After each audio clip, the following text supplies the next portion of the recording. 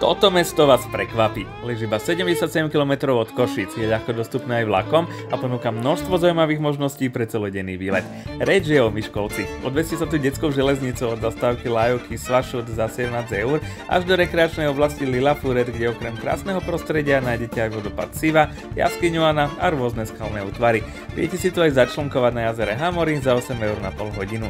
Do centra sa dostanete busom 15 s prestupom na konečnej na Briku 1V, lístok kúpite cez apku Mobiliegy.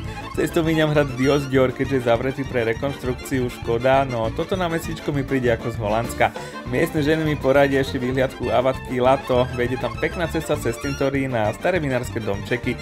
Je zadarmo, ak vám je teplo, môžete sa schladiť aj v jaskyných kúpeľoch, ktoré tu majú, vstup 18 € na deň. V Šecheni Ištvanúce je najdlhšia historická pešia zóna v Európe, no pozor na električky a okrem podnikov tu nájdete aj tieto kvetinové hodiny. Viac info v popise videa. Sledujte.